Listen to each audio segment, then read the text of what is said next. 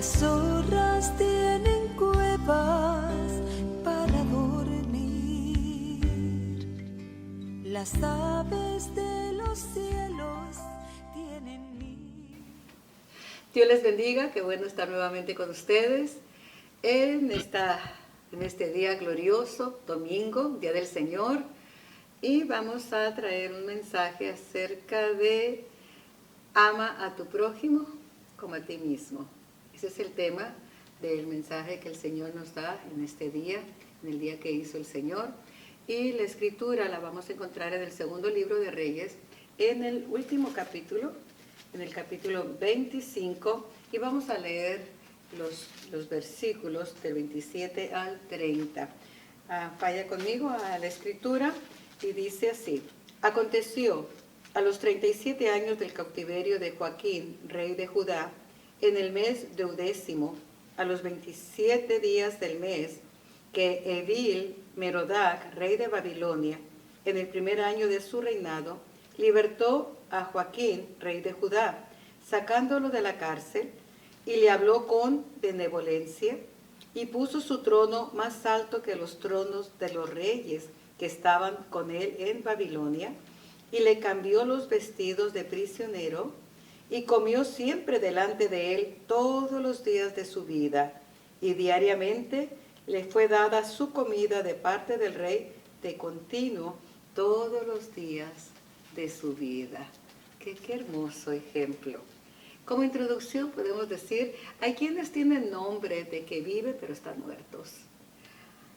Y hay quienes tienen un nombre cuyo significado no es tan honroso, como en el caso de Evil-Merodach, pero son personas que alegran y bendicen a otros. El nombre de Evil-Merodach significa el tonto que sonríe amargamente, y tiene el nombre del dios principal de Babilonia. Veamos Evil-Merodach. ¿Quién es él? Primeramente podemos decir, porque la palabra del Señor nos lo dice, que es hijo mayor de Nabucodonosor, rey de Babilonia, quien subió al trono alrededor del año 581 a.C. Su reinado fue muy breve, escasamente 2 años, ya que fue asesinado a traición por su propio cuñado. Él reinó en el tiempo de la deportación babilónica, cuando el pueblo judío estuvo cautivo en Babilonia por 70 años, tal cual había profetizado los profetas, e inclusive el último profeta que habló sobre el cautiverio babilónico fue Jeremías. El significado de su nombre es muy diferente a lo que él fue como rey.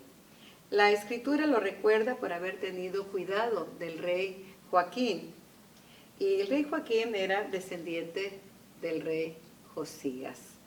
Veamos esto, vamos históricamente, vamos a ubicar a Joaquín y en todo el proceso para que vemos en la escritura, los reyes que fueron antes que él hasta llegar a Joaquín, y cómo es que Joaquín llegó a estar cautivo en Babilonia y prisionero por 37 años. Entonces vayamos al capítulo 22 del segundo libro de Reyes, y ahí vamos a ubicar a Josías. Josías comenzó a reinar a la edad de 8 años. Ahora note usted, Josías fue hijo de Manasés, el peor rey que tuvo Judá, el que hizo más daño, el que cerró el templo, el que quemó los rollos de la ley, el que mató sacerdotes, el que pasó sus hijos por fuego, el que levantó lugares altos. La decadencia espiritual de Judá llegó al límite a través del reinado de Manasés. Sin embargo, su hijo Josías fue completamente opuesto a los hechos de su padre. Él reinó en Jerusalén 31 años y hizo lo recto, vea esto en el verso 2, e hizo lo recto ante los ojos de Jehová, y anduvo en todo el camino de David su padre, sin apartarse ni derecha ni a izquierda. Como podemos ver, de un descendiente de un rey tan perverso, tan malvado, Dios levantó a Josías cuando era niño. Vamos a ver un poquito de Josías. Él fue escondido por el sacerdote cuando Atalía reinó. Atalía era esposa de un descendiente un descendiente de Josafat, perdón, era descendiente de Josafat, y todos estos reyes de Judá fueron descendientes de Josafat, un rey piadoso, pero un rey que hizo alianza con Acab de Jezabel.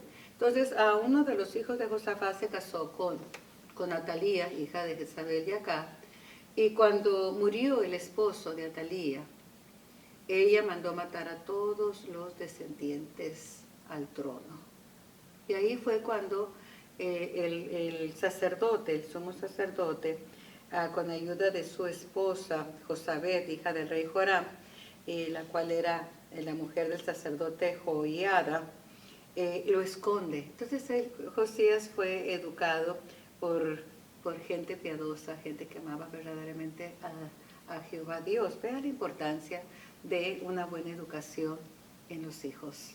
Josías era un niño, tenía solo 8 años cuando él comenzó a reinar, pero era un niño cuando lo tomó el sumo sacerdote y su esposa, Josabet, y para esconderlo, para que cuando él tuviera la edad de 8 años, una edad en que él ya podía tomar el trono, pues tomara el trono legítimamente. Y así fue. Atalía fue destronada, reinó Josías, y Josías, como ya pudimos leerlo, hizo lo recto ante los ojos de Jehová, y nunca se apartó ni a diestra ni a siniestra de la voluntad de Dios. Él hizo muchas reformas. Mire, él mandó que el templo se reconstruyera, pues que pusieran manos a la obra en el verso 5 y hicieran arreglos en la casa de Jehová. Cuando hay amor genuino para Dios, se ama también la casa del Señor y se quiere lo mejor para la casa del Señor. Entonces, y ahí mientras estaban en la remodelación del templo, encontraron el libro de la ley en el verso 10. Y lo leyeron, y ahí Josías rasgó sus vestidos, se dio cuenta que no estaban viviendo conforme la ley de Dios. ¿Por qué? Porque no tenían la palabra. Si no tenemos la palabra en nuestro corazón, si no tenemos el cuidado de escudriñar la palabra, podemos vivir fuera de la ley de Dios sin darnos cuenta. Josías, a pesar de su buen corazón y que hacía lo recto, se dio cuenta que no estaban siguiendo todo el consejo de la palabra de Dios. Rasgó sus vestidos y mandó traer a una mujer para que le interpretara el libro de la ley. Había 2 profetas más, entre ellos estaba Jeremías, pero quizá Josías miró la autoridad en esta profetisa y mandó a traer del verso 14 a la profetisa Hulda, mujer de Salú, para que ella le interpretara el libro de la ley. Qué hermoso, hermanos, que en toda la escritura encontramos el ministerio, no solamente del hombre honroso, sino que también el ministerio honroso en la mujer. Aquí tenemos una profetisa que fue traída por Josías, y no porque no había más profetas, sino porque reconocieron su autoridad espiritual. Entonces vemos que después de la muerte de Josías, porque él hizo, quiero tocar esto antes de llegar a la muerte de Josías. En el verso 23, también mire las reformas que todos los lugares altos, y en el verso 5, capítulo 23, asimismo a los que quemaban incienso a Baal, al sol y a la luna, y a los signos del zodiaco, y a todo el ejército de los cielos. Como ve usted, en la semana pasada hablamos sobre el estudio de No consultéis a los muertos, y ligeramente tocamos sobre los signos del zodiaco, pero vemos que eso no es una práctica nueva, eso está en Babilonia, todo lo oculto viene de Babilonia, y eso ya había pasado a Judá, al pueblo de Dios, pero Josías hizo esa reforma. Así es que, amados en Cristo, en el capítulo 23, verso 29, pues vemos la muerte de Josías, y en su lugar quedó Joacás, hijo de Josías, y lo ungieron y lo pusieron como rey. Pero lamentablemente, en el verso 32 nos dice que él hizo lo malo ante los ojos de Dios. Después, hermanos, de Joacás, viene Joacim, y él comenzó a reinar en el verso 36, y 11 años reinó en Jerusalén. También hizo lo malo delante del Señor. Entonces, en tiempo de Joacim es cuando viene Nabucodonosor a a otra excursión para llevar cautivos al pueblo de Israel. Entonces, pero Jehová envió contra Joacim tropas de los caldeos, tropas de sirios. El juicio de Dios se había detenido durante el reinado de Josías, porque había hecho lo recto. Siempre Dios levantará, antes de que venga el juicio, viene la oportunidad para arrepentimiento. Y Dios levantó a Josías, que trajo reformas y hubo paz. Pero muerto Josías, sus hijos no hicieron lo bueno delante del Señor. Y finalmente, en el reinado de Joacim, vienen los caldeos, vienen las tropas de los sirios y tropas de moabitas y tropas de amonitas, los cuales envió contra Judá para que la destruyesen, conforme a la palabra de Jehová que había hablado por sus siervos los profetas. Y ciertamente vino esto contra Judá por mandato de Jehová para quitar de su presencia por los pecados de Manasés y por todo lo que él hizo. Asimismo por la sangre inocente que derramó, pues llenó a Jerusalén de sangre inocente. Jehová, por tanto, no quiso perdonar. Y Joaquín, amados, en el verso 8, el que vamos a tratar en este relato, de 18 años era Joaquín cuando comenzó a reinar, y reinó en Jerusalén 3 meses. E hizo lo malo, Joaquín hizo lo malo. Note que qué triste nota que Joaquín también hizo lo malo, conforme a todas las cosas que había hecho su padre. Y en ese tiempo es cuando Nabucodonosor, rey de Babilonia, sitió la ciudad, y Nabucodonosor no puso a Joaquín como rey en Judá. Esta era la manera, les voy a decir cómo trabajaba esto. Nabucodonosor hizo varias excursiones, fueron 3 excursiones donde la primera excursión llevó a los príncipes, lo mejor de Judá, y dejó a la gente pobre para que cultivara las tierras en Judá, en Jerusalén, en todo Israel. En la segunda deportación llevó otro grupo. Y en esta deportación se lleva prisionero a Joaquín. Y en su lugar pone a un tío de Joaquín. Pone a Matanías, que se le cambió el nombre por Sedequías. Sedequías fue el último rey de Judá. Sedequías lo dejó para que él cuidara Israel, pero ya era posesión de los babilónicos. Pero lo dejaba como encargado a gobernar lo que había quedado en Jerusalén. Pero Sedequías se rebeló. Él se rebeló contra Babilonia, no le fue bien. Nabucodonosor mató a todos sus hijos y a Sedequías se lo llevó prisionero y le sacó los ojos. Así es que ese es el panorama, ese es el trasfondo para sitiar a Joaquín. ¿Dónde está Joaquín? Joaquín está prisionero, ya que en su lugar quedó Sedequías en Judá o Jerusalén o todo Israel. Y entonces todo esto ha hablado del trasfondo histórico, de cómo es que llegamos a Joaquín. Lo traigo para tener un entendimiento de lo que vamos a tratar en este día. Ya que el personaje principal del mensaje de esta tarde no es Joaquín. El personaje principal es Evil Merodach. Babilonia se había llevado cautivo a Joaquín y él ahí termina su liderazgo. Él queda prisionero. Pero vamos a ver, volviendo a Evil Merodach, él fue un gentil. Y nos vamos a centrar todo este mensaje en él. Él tuvo cuidado del pueblo judío, note usted, e hizo misericordia con Joaquín, a pesar de que Joaquín había sido un rey malvado. Aquí hay una enseñanza tan hermosa para nosotros en el día de hoy, que aún aquellos que no son cristianos nos pueden dar enseñanzas de amor, de caridad y de misericordia. Nosotros creo que en este tiempo nos hemos colocado como en una burbuja y quizás hasta hemos llegado a pensar y hasta creer que las gentes que no pertenecen a nuestro grupo religioso no serán aceptados delante de Dios, porque no adoran como nosotros, porque no creen como nosotros, y llegamos a suponer, y hasta lo creemos, que es gente que no va a alcanzar la misericordia de Dios, porque tienen que pertenecer a nuestro grupo para que sean salvos, lo cual es un tremendo error. Tomamos la posición como Jonás.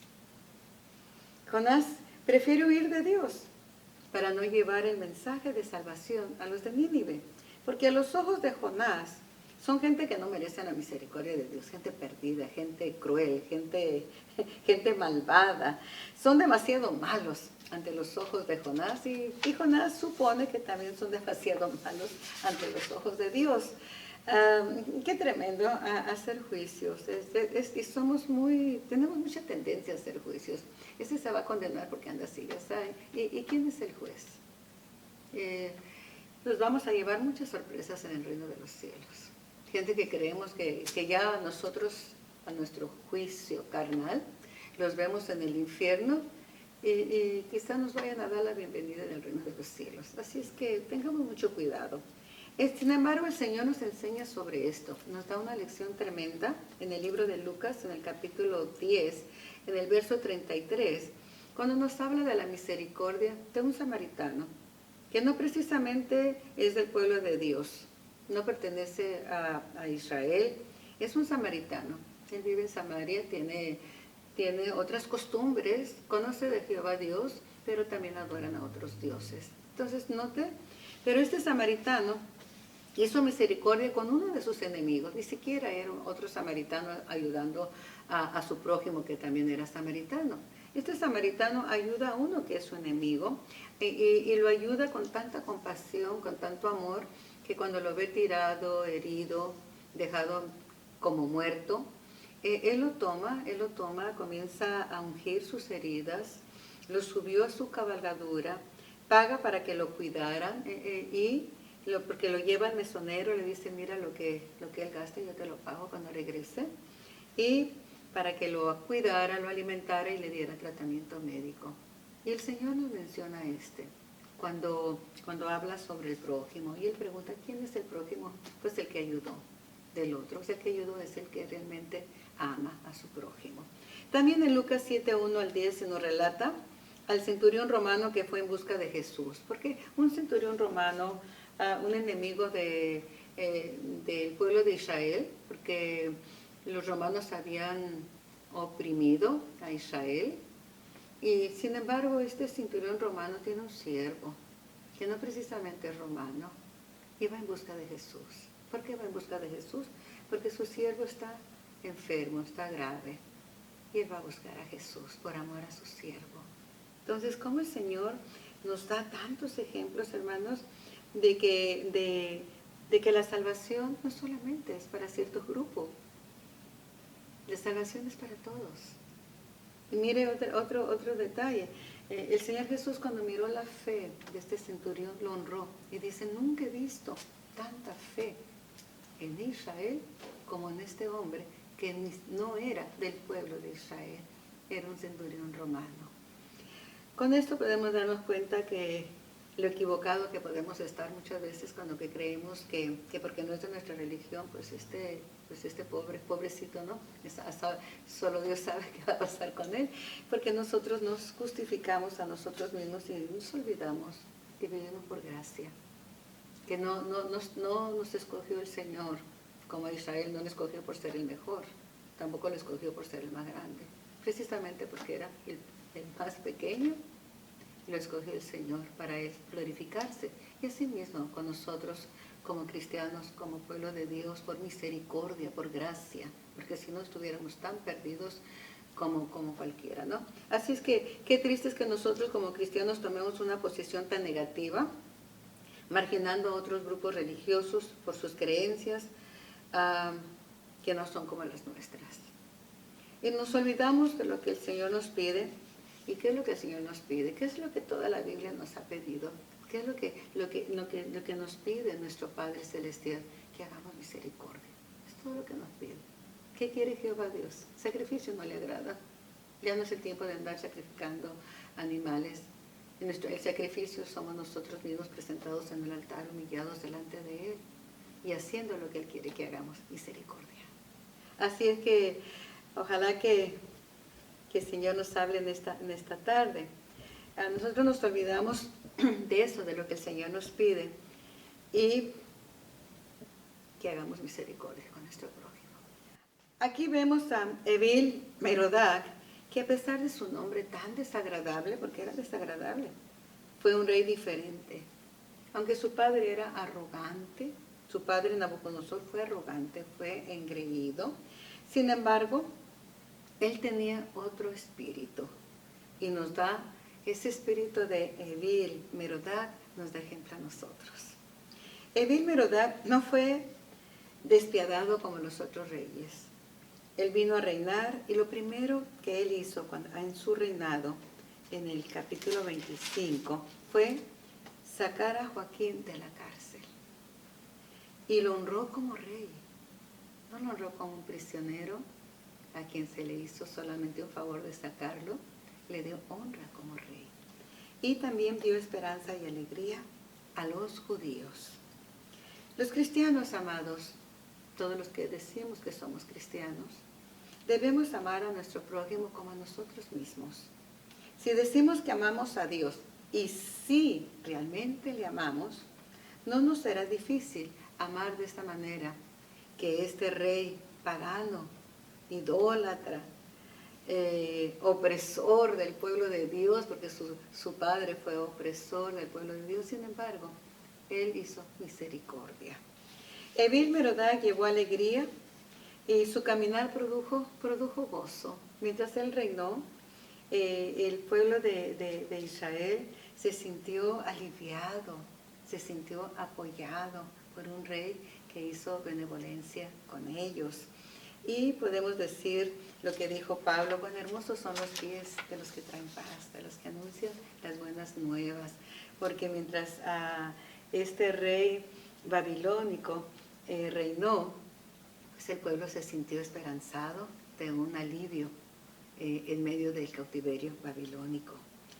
Él nos mostró lo que es amar al prójimo, y le dio a Joaquín una nueva vida. No solo lo sacó de la cárcel, sino que le proporcionó una vida diferente, una vida de calidad. Le proveyó para su bienestar.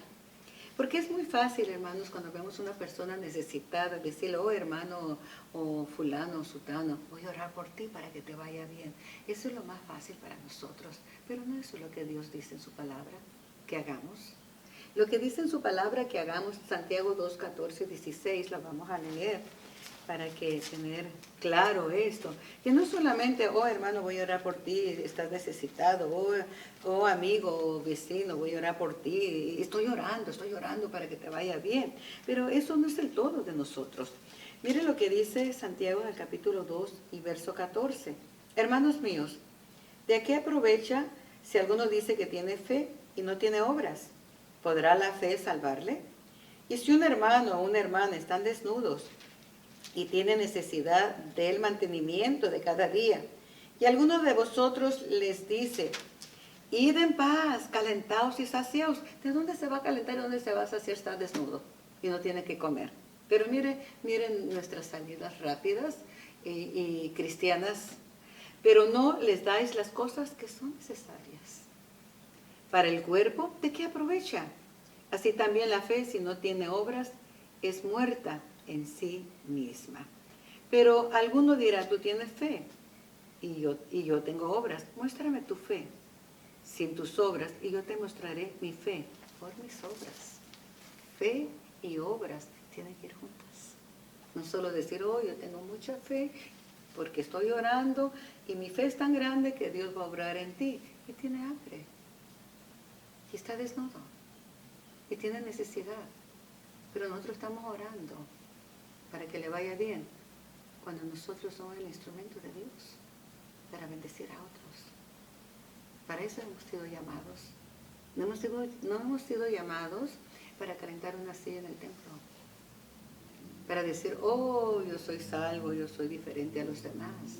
No, tenemos que mostrar que realmente somos diferentes, haciendo las obras que hizo Cristo, teniendo compasión por la multitud de necesitadas, extendiendo la mano al necesitado, al que tenía hambre, al que estaba enfermo, al que estaba triste, el que estaba quebrado, al leproso, al herido, al ciego, al que no tenía esperanza, a los desechados.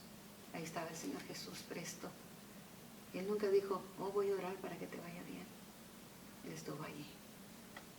Nosotros somos el cuerpo de Cristo.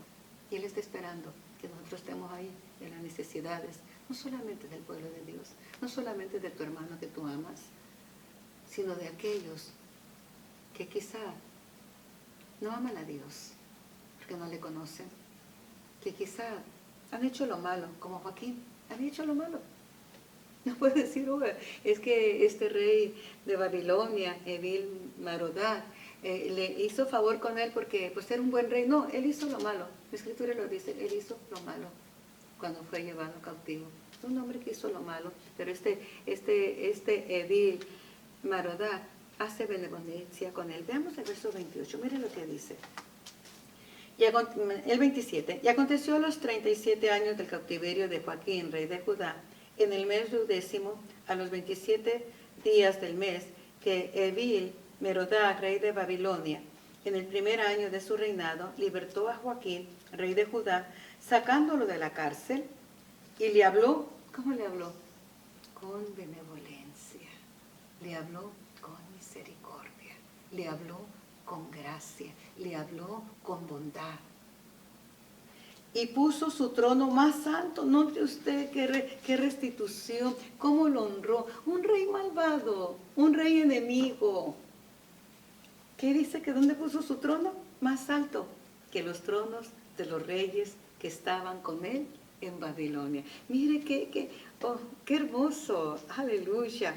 Le honró de tal manera que lo tomó como superior a él mismo. Y eso es lo que nos dice la Escritura en los Evangelios. Que no tengas mayor concepto de ti mismo, sino que mira a otros como superior a ti. Él tenía la palabra escrita en su corazón. Le puso trono, un trono más alto que todos los mismos reyes de Babilonia. Qué honor. No tuvo un mayor concepto de sí mismo. Dijo, no, yo soy rey, mi trono tiene que estar diferente a todos los demás. Él lo puso en la misma posición. Y todavía más aún, lo elevó más. Su trono estaba más alto, de más honra, de más honor que los de los mismos reyes de Babilonia. Qué hermoso ejemplo. No solamente honró a Joaquín, sino que el historiador Josefo nos menciona en sus escritos que lo tomó como su íntimo amigo. ¡Qué amor de este hombre! En el verso 29 dice que cambió los vestidos de prisionero y comió siempre delante de él todos los días de su vida. Cambió los vestidos de prisionero. Lo vistió de dignidad y respeto. Comió delante de él todos los días de su vida y proveyó para sus necesidades, no un día, no una ayuda temporal, momentánea, todos los días de su vida. Tuvo cuidado de proveer para el sustento de Joaquín. Le fue dada su comida de parte del rey y de continuo, note usted, todos los días de su vida. Por lo tanto, no fue una caridad o una limosna de paso para salir del momento. Se comprometió a que a Joaquín no le faltara nada. Qué hermoso. No basta comprender al prójimo y decir, oh, sí, yo te comprendo. No, yo un día estuve así, sí, entiendo lo que sientes. Hay que extenderle la ayuda. Si realmente entendemos lo que siente, porque ya lo pasamos, pues ponte en su lugar, ¿no? Pongámonos en el lugar de la persona que necesita y vamos a extender la mano. Y que la ayuda sea eficaz, sea productiva, que se les dé una calidad de vida superior. A quien Dios nos pone en el camino, tenemos que pensar, ok, hoy le di ayuda, pero mañana va a tener hambre otra vez. ¿Cómo puedo ayudarle? ¿Qué puedo ofrecerle? ¿Qué recursos puedo darle? Gracias a Dios por la bendición que nos da el Señor a través de nuestra hermana Marisela, que ella es la encargada de recursos humanos, y cuando alguien quiere una calidad de vida, podemos guiarlos a un lugar para que ellos puedan ser restaurados. Nuestros recursos son limitados, pero hay otros recursos donde podemos encaminarlos. Y eso no estoy tocando trompeta, sino que quiero motivarlo a que todos nos unamos a hacer lo mismo. El mundo fuera tan diferente, porque lo que yo no puedo, quizá hay alguien que lo tiene y me puede ayudar. Así es que, amados, unámonos y hagamos la obra de Cristo que viene pronto. Qué hermoso ejemplo de amor y compasión hacia el prójimo nos da un rey que no era del pueblo de Dios, ¿verdad, hermanos? Qué ejemplo tan hermoso. Pero aunque su nombre era un nombre pagano, su corazón era tierno. Él tenía impresa la ley del amor, y esa ley solo puede venir de parte de Jehová Dios, amados. Porque Él es la fuente del amor y Él no hace acepción de personas. Nosotros sí hacemos acepción de personas, inclusive hasta cuando no son de nuestra propia nacionalidad. Tú eres paisano mío, qué alegría, porque no nos da la misma alegría con otro que es de otra nación, de otro país. Es nuestro prójimo, el que sigue, el que no somos nosotros. Amados en Cristo, gocémonos, somos uno en Cristo, ya que de una lengua, de una sangre, se formaron todos los linajes de la tierra. Así es que, no sé de dónde entró eso, sí sé del pecado, pero ya no estamos en pecado, estamos en Cristo. Entonces esta ley solamente pudo venir del corazón de Dios impresa en el corazón de este rey, pagano, enemigo, pero que amó. Recordemos que a Dios nos ama a todos por igual y que Él tiene misericordia de todos. Así es que, ¿de dónde Él aprendió ese amor o de dónde lo recibió? Pues primeramente de Jehová Dios. Pero recordemos una cosa, que Daniel estaba en Babilonia, que los 3 jóvenes hebreos también estaban en Babilonia, que había pueblo de Dios en Babilonia. Y quizá este rey, al ver el testimonio, muy importante testimonio, quizá al ver el testimonio del pueblo de Dios en Babilonia, cautivo en Babilonia, él se impresionó, se cautivó, y esa misericordia y ese respeto, porque mire, amados en Cristo, el pueblo de Dios fue respetuoso en Babilonia. Entonces, no estaban de acuerdo con el gobernante, no estaban de acuerdo, porque Nabucodonosor fue un gobernante orgulloso, extremadamente orgulloso. Lea Daniel capítulo 4, muy orgulloso. Sin embargo, el pueblo de Dios estaba quebrado y sirvió en Babilonia. Y en Babilonia Dios los bendijo porque era plan de Dios. Dios usó al orgullo de Nabucodonosor para quebrar a su pueblo desobediente, porque les había hablado por mucho tiempo de que limpiaran su país de la idolatría, de que se volvieran a Jehová. Entonces Dios está usando a una nación arrogante. Y Nabucodonosor, pues, no se quedó atrás, fue el más arrogante. Pero el pueblo de Dios honró a Nabucodonosor, lo respetó, porque Dios lo había puesto con el propósito de enderezar a su pueblo. Así es que hoy día, ¿cómo se habla de nuestros gobernantes? No importa, puede ser Estados Unidos, puede ser cualquier otro país, y amados en Cristo, Dios los pone. Y muchas veces, aunque sean crueles, aunque a nuestro parecer, a nuestro juicio decimos, no, es que es tremendo, está peor la situación, pero ¿cómo estará nuestro corazón para que el Señor permita que a los que nosotros decimos que son peores y que la situación está peor, quiere decir que nuestro corazón no se ha enmendado? Porque Dios los pone para enderezar, y que volvamos nuestros ojos a Él para que Él pueda derramar su bendición sobre los individuos, sobre ciudades, sobre naciones, sobre países, sobre el mundo entero. Así es que posiblemente el pueblo de Dios dio un buen testimonio de que Daniel fue un hombre de oración, y Israel ha de haber dado un buen testimonio en Babilonia, que este rey se ha de haber quedado cautivado, y cuando ya reinó hizo misericordia con ellos. Así es que recordemos esto: Dios ama a todos por igual y Dios ama al mundo, porque de tal manera amó Dios al mundo, no a un grupo, no a una religión, no a un grupo sectariano por ahí aislado, no a una raza, un color, una lengua, a todo el mundo, porque de tal manera amó Dios al mundo, que dio a su Hijo unigénito, para que todo aquel que en Él cree no se pierda, todo el globo terráqueo, todo aquel que en Él cree no se pierda, mas tenga la vida eterna. Mire qué hermoso. Seamos misericordiosos, como Dios es misericordioso. No murió por un grupo de gentes específicos, Él murió. ¿Por quién? Por todos. Amó al mundo. Y porque nos amó a todos por igual, envió a su único Hijo para enseñarnos la ley del amor, al derramar su sangre en la cruz del Calvario, para darnos salvación y vida eterna. ¿Cuál es tu religión?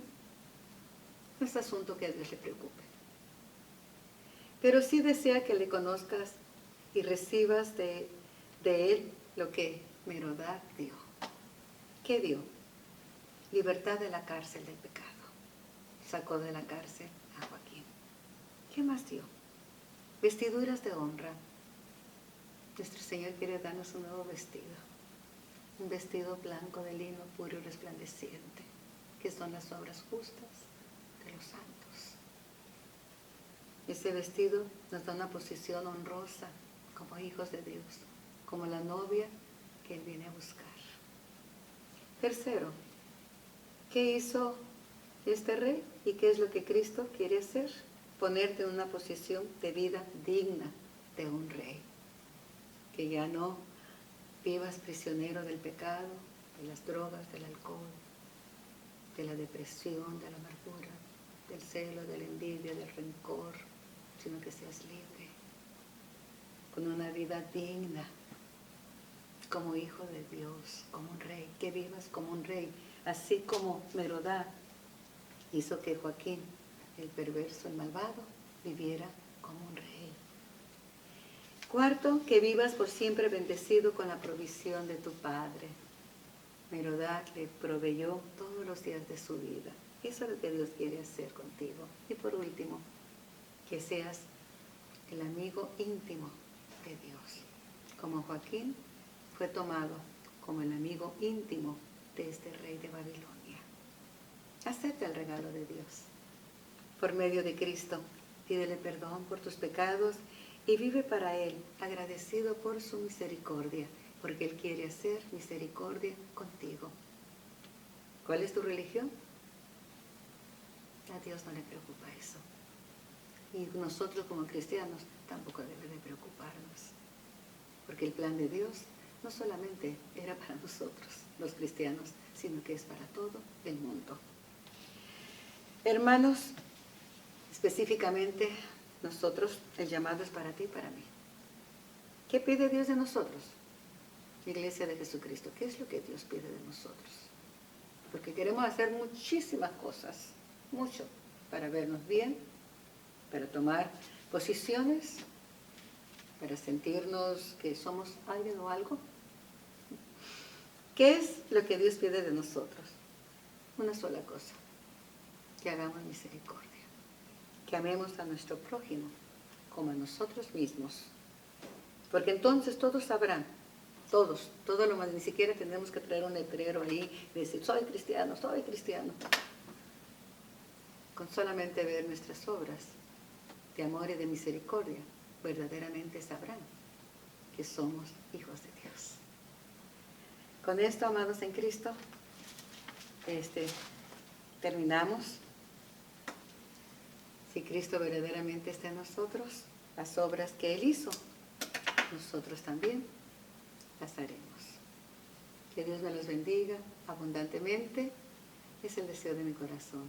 Amémonos de corazón, no de labios solamente. Amémonos de corazón. Siempre va a haber diferencias, siempre. Siempre va a haber desacuerdos, siempre. Pero hay algo que siempre nos va a unir. Y ese es el perdón que viene a través del amor y el amor que nos enseña a perdonar. Que Dios les bendiga abundantemente.